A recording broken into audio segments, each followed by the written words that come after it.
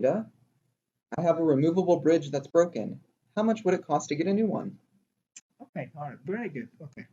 So what she's saying is she got some kind of a removable prosthesis that is completely broken. Now she's asking how much would it cost to get a new one. So when you have a removable bridge that's broken, for example, what she's talking about is the removal bridge, whether she was either removing it like in and out, or I'm not sure whether she had it was done here or overseas. I cannot say, I cannot comment on it without looking at it. If you normally what we refer to as a bridge is if you have three missing teeth, for example, then when you have the middle tooth which is missing, then we grind the two teeth on either side. We put a bridge that is called it's actually a fixed bridge. It's not a removable bridge. Most of the time, it is completely fixed, and now instead of the missing tooth here, so you put a bridge that's going to hold all three teeth together. So now you got bridge that has three teeth now. A removable option is, let's say you have all these three teeth missing. So you got five teeth in a row.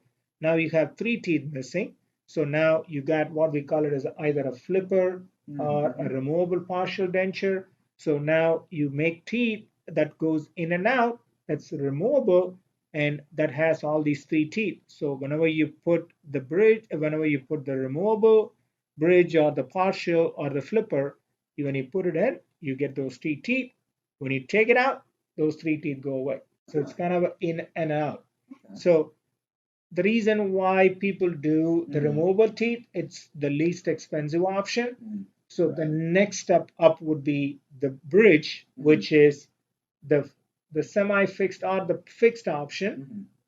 And the reason I say semi-fixed is because a lot of times what happens is if these are the three missing teeth, for example, you solder down the two teeth on either side, and then now you all of a sudden make fixed teeth with the 5-unit bridge, we call it, and 5 or 10 years later, those two teeth go back.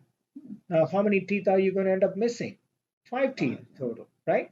So we don't recommend doing that. That's why we call it as a semi-fixed option. It's not the best long-term solution. So the long-term solution to that would be if we have 5 teeth in a row, let's say those 3 teeth go bad, and remove those 3 teeth, leave the 2 teeth alone, get 2 implants for those missing teeth or 3 implants for those missing teeth, and put either 3 individual teeth together or put a bridge together using those implants. So that way you end up having something long term that's just going to stay with you for a long time. And I call them, patients ask me all the time, hey, how long these implants last? I tell them, it depends. So the implants are supposed to last for your lifetime. But I finish up the sentence by saying, as long as you take good care of it, right?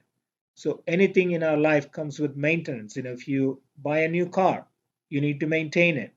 If you buy a refrigerator or an air conditioner that you need to maintain, you need to maintain that.